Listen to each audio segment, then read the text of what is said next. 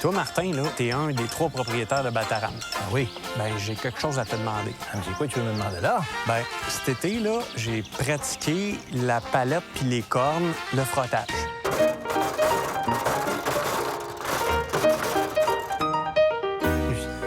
Je te pratiquais ça? Ben, dans le coin de chez nous, là. Après, là, ce que j'ai fait, là, j'ai pris le cornet puis j'ai fait des sons. Là. Je pense que c'était pas si mal. Ça ressemblait vraiment à un orignal.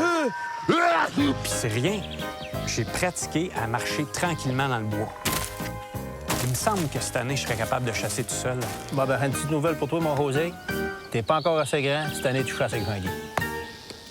Mais là, je fais 6 pieds 2, là.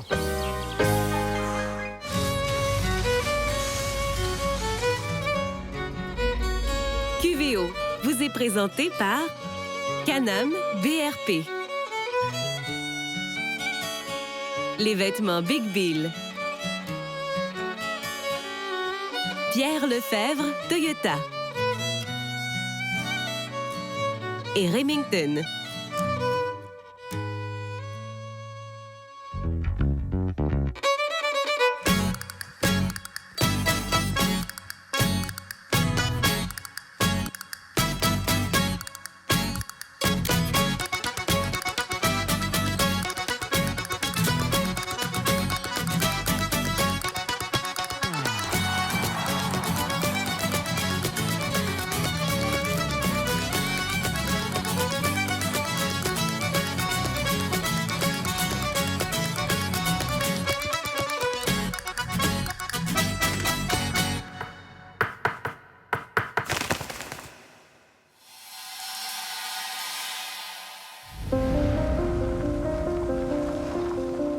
Bonjour, mon nom est José Boily pour Québec à vol d'oiseau. On vous accueille aujourd'hui dans Charlevoix, plus précisément à la pourvoirie Bataram.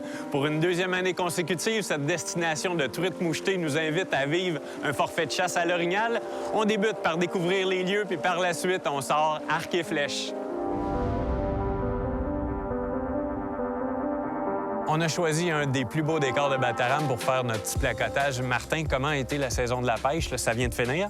Ah, ça a été une réussite à 100 Les clients sont comblés, puis le téléphone sonne encore. C'est du positif. Parfait, ça. Il y avait du poisson dans le lac, ça a mordu, les gens sont de retour. Oui. Martin, Bataram, c'est aussi signe d'orignaux. Il y a énormément de cervidés sur le territoire. Alors, comment vous faites pour garder ce poil-là ici? Premièrement, c'est à cause qu'il y a beaucoup de petits bûchers dans l'environnement, avec là, une forêt mature, mixte.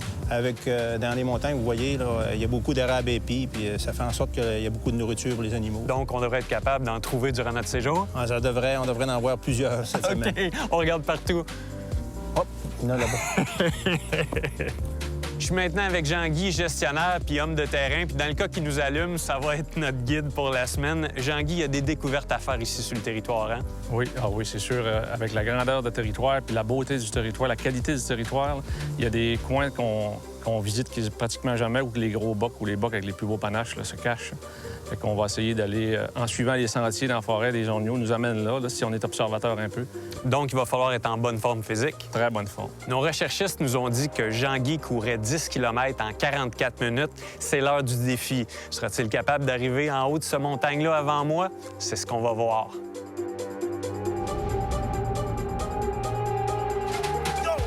Wow! Il est sérieux?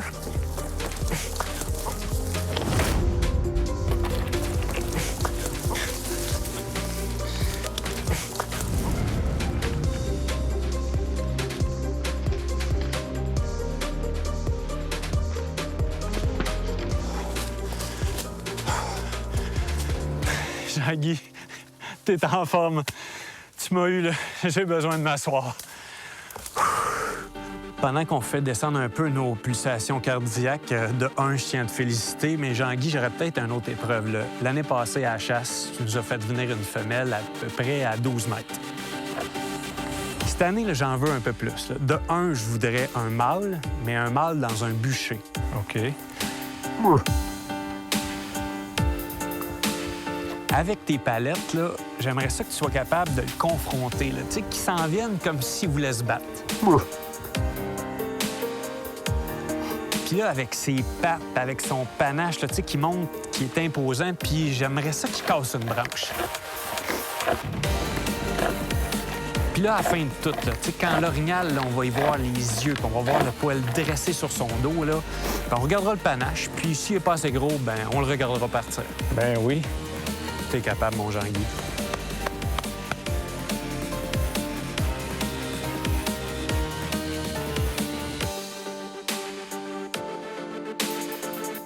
Lorsqu'on chasse dans les traces de Jean-Guy Boudreau, les rêves deviennent souvent réalité.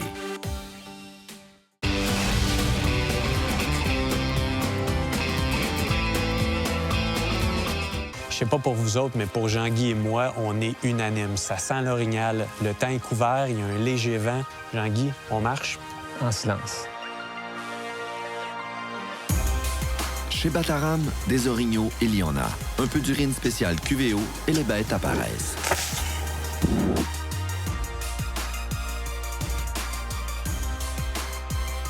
José, la prochaine fois, reste donc près de tes tampons d'odeur parce que là, ça brasse.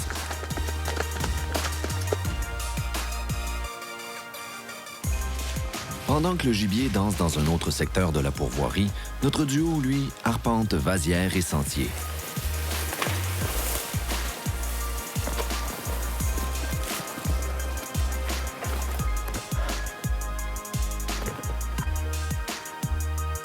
Toujours aussi méthodique, le guide impose un arrêt pour écouter ce que la nature chante en sourdine.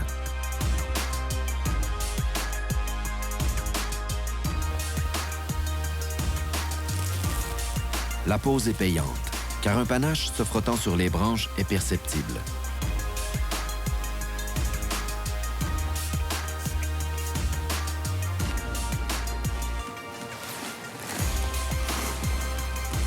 Le vent joue les troubles fêtes, mais cette proximité sans flèche réjouit nos sportifs.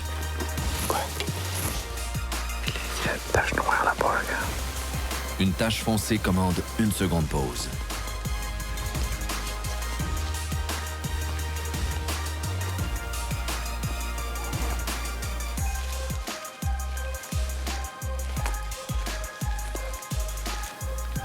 Armé de sa corne, Jean-Guy entre dans la danse et sert d'écran à l'équipe de QVO.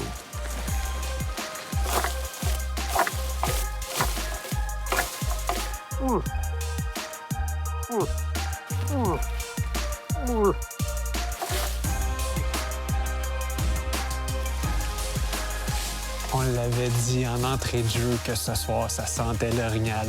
En première partie, on a vu des cornes, mais pas tout à fait assez proches. On s'est placé dans la montagne, puis la bête ne s'est pas présentée en s'en venant tranquillement. Une belle femelle avec un jeune mâle à côté d'elle. Ce que c'était magique.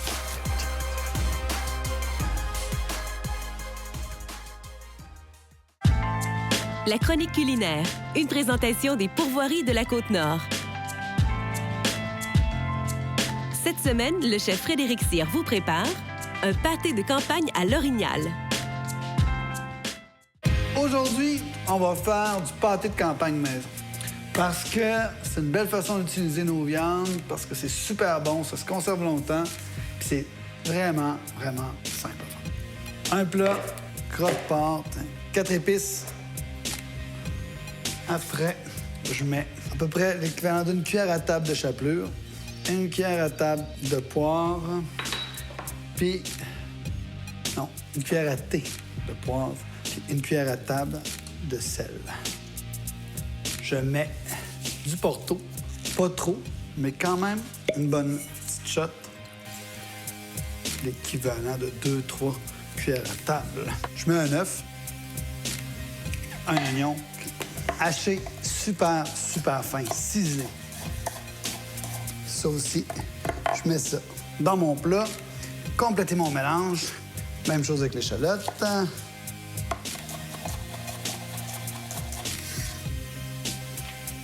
3 gousses d'ail.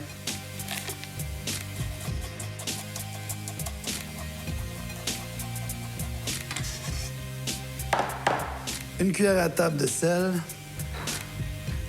Une cuillère à thé de poivre. À peu près une cuillère à table aussi de chapelure. Le thym, je le coupe pas, mais je le l'arrange comme ça. 2-3 branches, c'est assez. C'est une longue cuisson, ça va cuire pendant 2 heures à 300 degrés. Le foie, je l'ai déjà mis, moi, dans un peu de Porto. Pas beaucoup. C'est la même bouteille. Je l'ai juste mis à macérer un peu avant de commencer ma recette.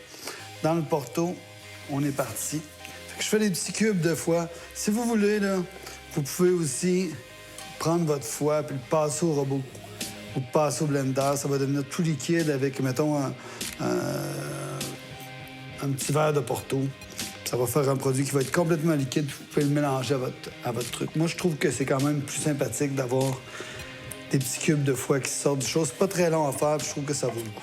Les cubes, faut pas que ça soit trop gros, hein? Genre un demi-centimètre. Là. Pas un truc, un gros chunk de foie dans le milieu de la terrine non plus. On est parti.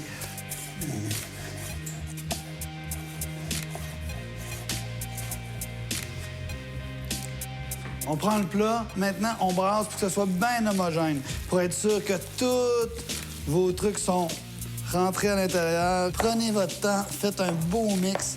Assurez-vous que toutes les épices sont bien mélangées à grandeur. Maintenant, j'ai pris un boule à pain en Pyrex. Moi, j'aime bien ça. Je trouve ça facile, c'est assez standard. On a ça pas mal facilement au Québec. Je vous mets ça là. Je barde mon pot avec du bacon. Bien remplir dans le fond, comme ça va être superbe. Je pense pas que je vais être obligé d'en mettre vraiment partout. Mais je vais quand même me mettre 2 tranches pour pouvoir fermer sur le dessus après. Voilà. Après, je prends ma main et je vais vraiment lancer mon truc dedans pour être sûr que je vais bien remplir les coins. Vous auriez pu mettre... Des fois, on met des pistaches là-dedans, des noix pour avoir un peu des fruits secs, pour avoir quelque chose quand on le coupe. Mais moi, j'aime bien nature comme ça. C'est plus facile à trancher aussi, c'est moins porté à se défaire. Je m'assure que je suis vraiment bien dans un coin. Poussez pour être sûr que votre truc se rende bien jusqu'au milieu. Je fais ça. Comme ça, je ramène mon bacon par-dessus. Celui-là, là. Celui-là, ici.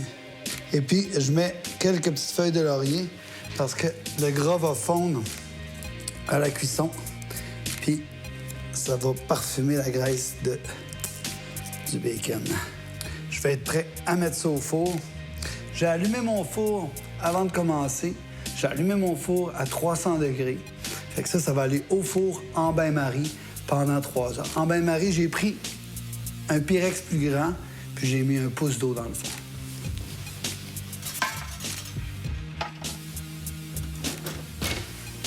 Et voilà, notre pâté de campagne. On l'a cuit pendant 3 heures à 300 degrés Fahrenheit. On l'a mis au frigo avec un poids sur le dessus. On l'a laissé passer la nuit, là. Après ça, quand vous êtes prêt pour le démouler, vous le prenez, passez à l'eau chaude pour faire fondre le gras un peu. Vous le renversez, ça se démoule tout seul. Je vous montre à quoi ça ressemble en dedans. Hop là, on y est. Notre pâté de campagne. Et voilà. Un bout de baguette, un peu de moutarde, un grand verre de vin rouge. Pâté de campagne à l'orignal. Bon appétit.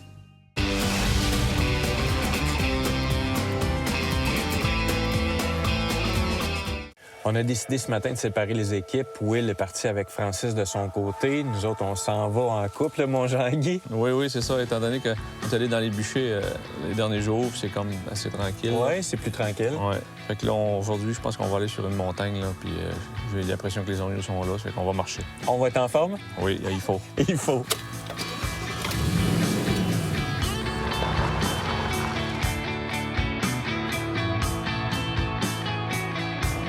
À peine arrivé dans son territoire, Francis est déjà en plein dialogue avec une femelle.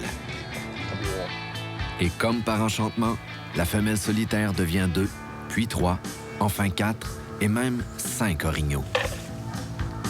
Vous avez bien entendu, à la pourvoirie Bataram, voir plus de 5 orignaux par jour, c'est une journée tranquille.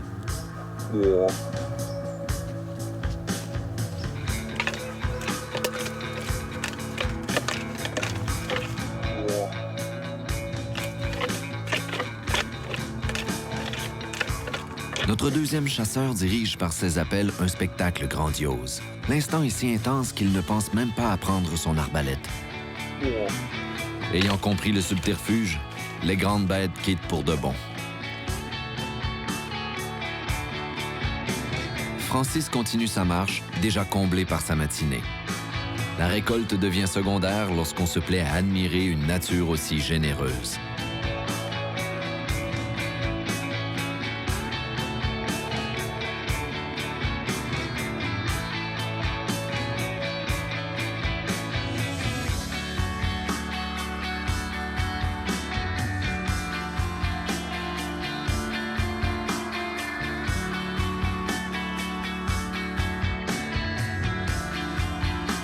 De leur côté, José et Jean-Guy sont aussi en action, mais un peu moins occupés que leurs compatriotes. Difficile de dire non à la sieste quand le soleil d'automne est de retour. Oui, bien, Francis, c'est pas nous autres qui a parti le rut aujourd'hui. Je pense qu'on est moins un. Ah oui, moins 1, puis peut-être moins 2. Mais ça a un bon côté. Lequel? On chasse demain. Ça, c'est un bon point.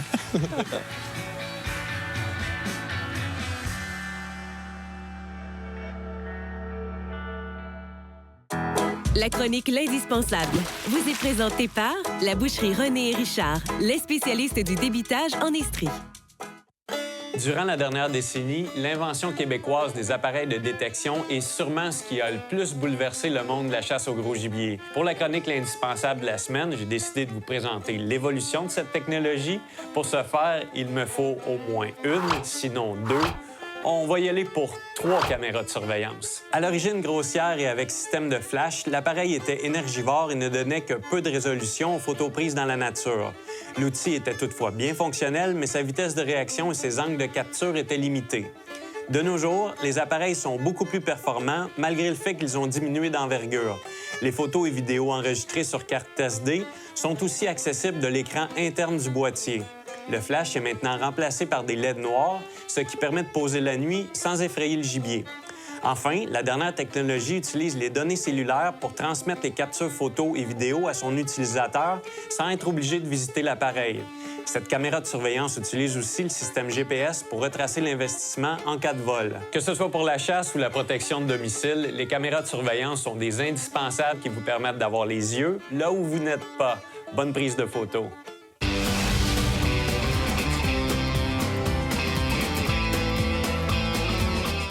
C'est notre dernier matin de chasse. On a tout ce qu'il faut pour être heureux. On a une gelée au sol. On aimerait peut-être avoir un petit vent un peu plus soutenu, mais bon, on remonte sur la montagne. On cherche encore des cornes.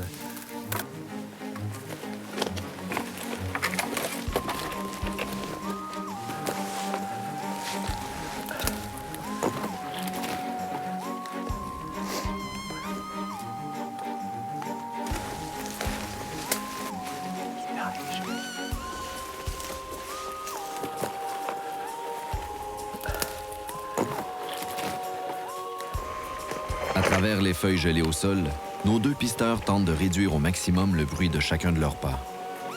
En plein sur le sommet de la montagne, une petite réserve d'eau. Ça veut dire qu'ici, les orignaux ont tout ce qu'il faut pour passer l'automne à l'abri des chasseurs. Et on est rendu au sommet.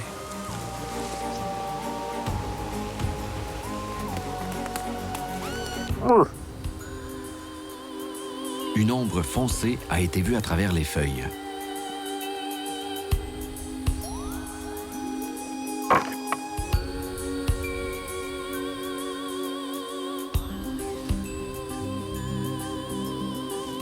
Jean-Guy, toujours aussi convaincant dans ses appels, ensorcelle cette fois-ci une jeune femelle.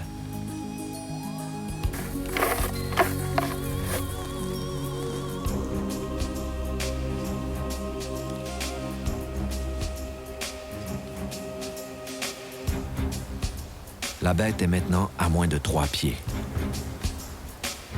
On sait plus quoi faire, là. On a un animal de compagnie.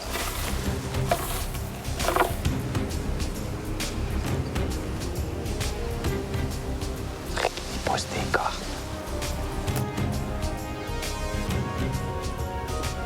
Ouais, c'était vraiment sensationnel. Écoute, la femelle collée sur nous autres. Fait que là, à partir de là, on se croise les doigts.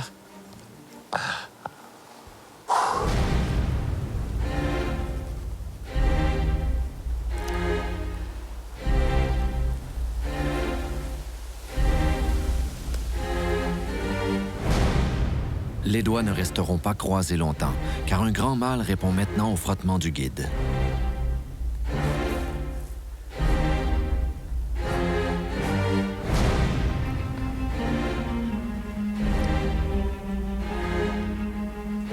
L'affrontement semble inévitable.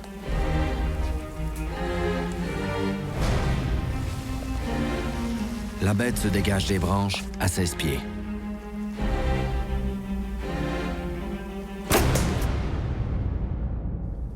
Pour une raison encore inexpliquée, la flèche ne reçoit pas la poussée maximale de la corde et la tige de carbone ne fait qu'atteindre l'animal en surface. Le moment est lourd. Bonne nouvelle. Très lourd. Trop lourd. Les jarrets d'ondus, là, il y en a pas mal dans ma tête, je peux vous dire, mais Parfois, les mots ne sont pas assez puissants pour expliquer à quel point on est triste. on fait appel à un chien de sang, on va attendre une petite demi-heure, puis on va repartir en arrière d'un quatre pattes qui a beaucoup plus donné que Dieu, donc continue de se croiser les doigts, mais Les minutes deviennent des heures lorsqu'on croit avoir perdu ou blessé un gibier. Pas mauvais, ça. Ce sentiment de vide tantôt personnel appartient maintenant à l'équipe au grand complet.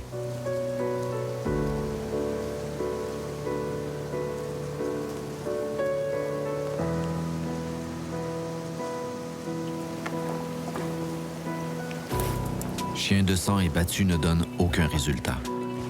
La bête demeure introuvable. Comment avancer dans cette triste défaite? Comment marcher dans ces bottes devenues beaucoup trop lourdes? Une seule façon possible, croire que l'orignal est toujours en vie. Et comme par magie, encore une fois, Jean-Guy change les rêves en réalité. Le grand mâle a été filmé plus tard en saison par les caméras de surveillance.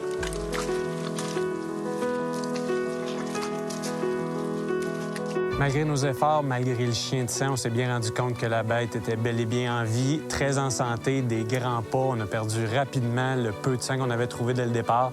Donc, on a un grand boc qui marche encore sur la pourvoirie Bataram. À nous de faire mieux le prochain coup.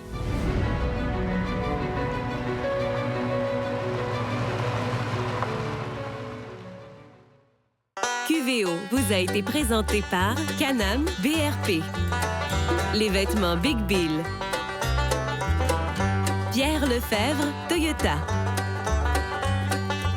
Et Remington.